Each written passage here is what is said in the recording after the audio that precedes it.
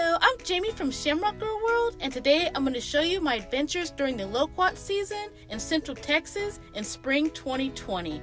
In this video, I'll explore various loquat trees in Austin, finding new trees, favorite trees, and comparing the different fruit sizes and flavors.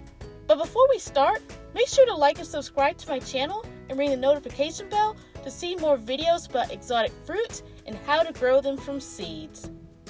Before the season, in fall and late winter, I noticed that the loquat trees were blooming during November 2019. Unlike most fruit trees, loquat trees bloom in the fall and grow their fruits through the winter. It's nice to see flowering trees in winter. Loquat season in Central Texas, Zone 8B, occurs between April and May. However, as the season was starting, so were the state and nationwide quarantines. Also, one location that I wanted to go to was closed due to the restrictions. Luckily, I was able to social distance while exploring the area trees. The new situation made the loquat season interesting. Today, on April 2nd, I went to a local park that had several loquat trees and other fruiting trees. As you can see, the fruit is a mixture of all green, half green and yellow, and almost ripe. One tree had perfectly ripe fruit on the branches, while other branches had unripe green fruit. I picked some of the ripe fruits and clusters off the trees. Loquats are fruit that you can pick directly from the tree or plant, such as mulberries, blackberries, persimmons, blueberries, and figs. There weren't many fallen fruits on the ground, so I decided to come back later. Also, I forgot to bring my fruit gathering device, which I used during the Mexican plum season from the previous year. A few days later, I revisited the loquat trees in the park. This time, I was able to gather a small batch of loquats from the ground. As you can see, some of the fruits were partially eaten by birds and squirrels. Depending on how damaged the fruit was, I took the fruit home to extract the seeds and cut up the damaged fruit to give to my chickens. I was happy to get another good taste of loquats. I could tell that this was going to be a great loquat season.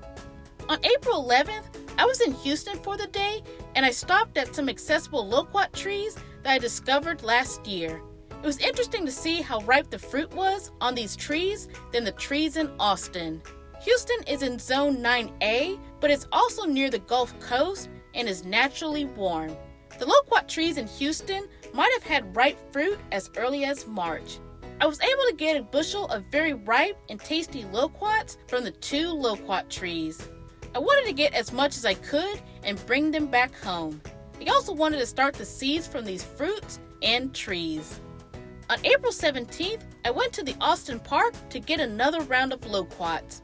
This time, I got a mixed bag of fruit. Some were ripe, some were almost ripe, and some were shriveled or burned. It wasn't the best batch, but I wanted to get as much as I could. A few days later, I decided to make loquat jam.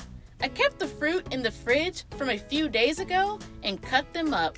It was a messy process because of the oxidation effect, which is the reason why the loquats, similarly to apples, turn brown. I cooked down the loquats for at least an hour and added at least 3 cups of sugar. I didn't need to add pectin because loquats are naturally high in pectin. I was able to make a batch of about 30 ounces of jam in 2 jars. I couldn't wait to get more fruit for more loquat jam. It was an excellent way to spend my time in quarantine. Today, I got a better batch of loquats from the trees. The fruit was primarily yellow to orange. I was able to get a lot from the ground and off the trees. The fruits were still damaged by birds or browning and shriveling up. I noticed that the browning and cracked skin were strange characteristics of these trees. I suspected it had something to do with sunlight exposure. Nevertheless, I had a large batch to make some more loquat jam. I also cut the fruit in quarters to see if it would reduce the simmer time and make the consistency smoother. Today was a highly anticipated day. I was able to go to my favorite loquat spot that I've been going to for a few years. In fact, most of my loquat seedlings and small trees came from fruit from this location. Loquats on these trees are huge and plump. They were sweeter than the ones in the park. There was a lot of fruit remaining on the trees since the ones in the park were almost gone. It was awesome to pick and eat the warm fruit directly from the tree. It was also clear that these trees were made to produce large, quality fruit. No wonder this location had a bunch of trees. This is also a location where I get established loquat seedlings that started during last year's loquat season. I was happy to see the different sizes. I took the smallest seedlings to plant the next day. I would have to come back to dig up the larger ones or wait until it rained again. I noticed there were more trees in the area. The trees were taller and not easily accessible, but the fruit was still very plump and healthy. I gathered some fallen fruit off the ground in the parking lot and along the street. I became loquat crazy after eating and picking loquats at my favorite spot. I wanted to get more loquats, and since I was already out, had my mask, was doing solo activity, and the traffic was good for a Saturday, I decided to visit 2 more loquat locations in a different part of the city. At this new location, I was surprised that those trees were heavy with fruit. The fruits were similar to the ones at the beginning of the day, and like the previous location, these trees had seedlings growing in the landscape. I got my picker and gathered some fruit in the landscape and the parking lot. I noticed some of the seeds were turning green on the hot pavement. In the end, at this location, I got a nice batch of hand-picked and ground-gathered fruit and loquat seedlings. I went to the park before wrapping up the day. There were still plenty of loquats on the ground, but they were smaller than they were a month ago. I got my gathering tool and collected the loquats. The loquats were interesting and sometimes difficult to gather with the tool because of the loquat stems and the clusters. But it beats having to bend down and pick up each individual fruit. Sometimes you gather leaves, mulch chips, and pieces of wood, but I'd rather make quick work of gathering the fruit. Once I got back home and separated the loquats from each of the 4 locations, I wanted to see how they compared to each other. FG fruits were my favorite, and I was glad to enjoy them for the first time this season. The largest fruit came from the smaller tree. They were sweet and tasted like apricots. The seeds were also big and round. I couldn't wait to plant them. FGO fruits were not as big as FG, but the loquats were the perfect snacking fruit. They too had large, round seeds, and the fruit tasted like sweet apricots.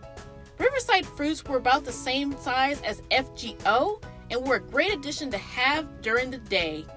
They had smaller seeds than FG and FGO, but they were smaller than MR. They would be good for planting. MR fruits were the smallest loquats at this point of the season. I also believe that they were the first fruits to mature in April, since the other location had ripe, large fruit at the beginning of May. As time went on, the fruit from this location got smaller and wasn't as sweet and was getting sour. It also had the smallest seeds. By this time, I stopped planting MR seeds because they were smaller and I had already started several batches. It was cool to see how these fruits were similar and different in size, shape, taste, and thickness. This was the peak of loquat season, and I might have another week or 2 to enjoy the fruit. On May 9th, I visited my favorite loquat location for the last time. This time, there were fewer fruits on the smaller trees, but the larger ones still had slightly shriveled but still tasty fruits. I collected more fruits from the trees and seedlings from the ground. I eventually planted the loquat seeds over the weeks. I took notes of when I planted them and where I got them from. Some seeds that I planted in early April were starting to sprout from the soil. It would take some time to get fruit from these trees, but I was happy to take some of the established seedlings home. In the end, I had a memorable loquat season. I always make time to enjoy the fruit each year during the short window in spring. Unfortunately, we may not have any loquats in the Central Texas area this year in 2021. Many of the trees were damaged from a Texas statewide freeze event that we had in February 14th through the 20th. The loquat leaves were brown and burned, even large mature trees. Even a month after the event, it's hard to tell if the trees will recover or if the fruit is viable. The fruit should be bigger than they are, and many of the clusters fell off the trees. But I hope that the mature trees pull through and recover from the freeze. I'll be looking out for healthy trees and flower buds in fall 2021. Fingers crossed for fruit in 2022. If you like this video, please give it a thumbs up, and if you want to learn how to grow loquats from seeds, check out my video, How to Grow Loquats from Seeds. And don't forget to like and subscribe to my channel and ring the notification bell for more videos about exotic fruits, growing exotic fruits, gardening, outdoor crafts, and more. Thank you.